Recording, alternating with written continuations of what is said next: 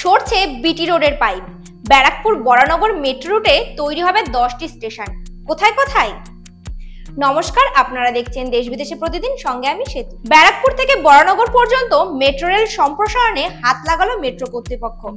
ব্যারাকপুরবাসীর ভোটে জয়যুক্ত হয়ে ব্যারাকপুর থেকে কল্যাণী পর্যন্ত মেট্রো রেল চালু করার প্রতিশ্রুতি দিয়েছিলেন তৃণমূল সাংসদ পার্থ ভৌমিক। সেই প্রতিশ্রুতি মেনেই রেলমন্ত্রীর কাছে চিঠি পৌঁছতেই মেট্রো রেল সম্প্রসারণের কাজ শুরু হয়ে গিয়েছে। সূত্রের খবর, ব্যারাকপুর পর্যন্ত মেট্রো লাইন সম্প্রসারণের কাজ ডানলপ মোড় পর্যন্ত এসে পৌঁছেছে।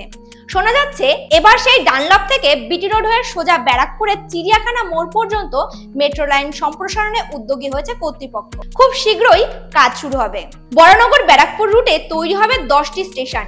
মেট্রো রেলের একটি সূত্র জানিয়েছে, বরানগর থেকে ব্যারাকপুর পর্যন্ত প্রস্তাবিত মেট্রো রেল সম্প্রসারণের কাজ খুব শীঘ্রই পুরোদমে শুরু হয়ে যাবে।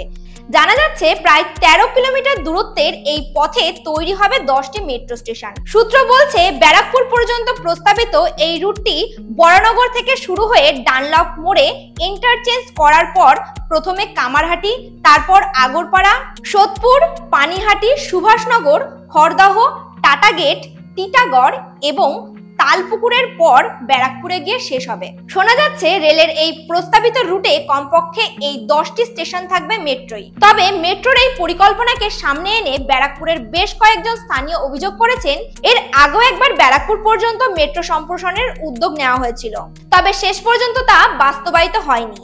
হয়তো এবারও একই দিন দেখতে হতে পারে। বেশ কয়েক মাস আগে ব্যারাকপুর পর্যন্ত মেট্রো রেল সম্প্রসারণের ক্ষেত্রে ব্রিটিশ আমলে তৈরি বিটি রোডের পাইপলাইন বাধা হয়ে দাঁড়িয়েছিল।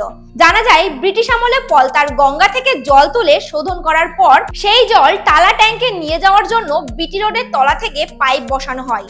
বর্তমানে বিটি রোডের নিচ থেকে মোট 6টি পাইপ দিয়ে শহরের বিভিন্ন অঞ্চলে জল সরবরাহ করা হয়। কলকাতার বিস্তীর্ণ এলাকায় বিটি রোডের তলা থেকে যাওয়া এই পাইপ দিয়েই জল সরবরাহের কাজ সম্পন্ন হয়।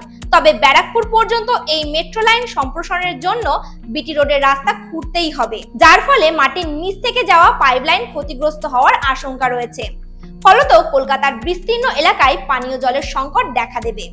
আর এই আশঙ্কাকে সামনে রেখেই থমকে গিয়েছিল ব্যারাকপুর পর্যন্ত মেট্রো লাইন সম্প্রসারণের কাজ।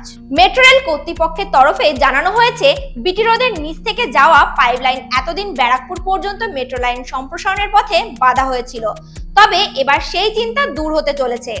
মূলত অত্যাধুনিক প্রযুক্তির সহায়তায় কিভাবে ভূগর্ভস্থ জলের পাইপ ও জল সরবরাহ অক্ষুণ্ণ রেখেই পুরোদমে মেট্রো লাইন সম্প্রসারণের কাজ শুরু করা যায়, সেদিকেই নজর রয়েছে কর্তৃপক্ষের।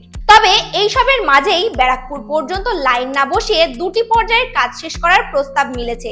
জানা যাচ্ছে, প্রথম পর্যায়ে বরানগর থেকে সোদপুর পর্যন্ত কাজ শেষ হবে। শেষ পর্যায়ে বাকি অংশের কাজ চলবে সোদপুর থেকে ব্যারাকপুর পর্যন্ত। আর তা তখনই সম্ভব হবে যখন উন্নত প্রযুক্তি ব্যবহার করে পাইপলাইন সরানোর কাজ সফল হবে। যদিও এ বিষয়ে ইতিমধ্যে আশার আলো দেখতে শুরু করেছে ব্যারাকপুরবাসী। দেখা যাক কত সালে সত্যিই হয় এই মেট্রোর কাজ।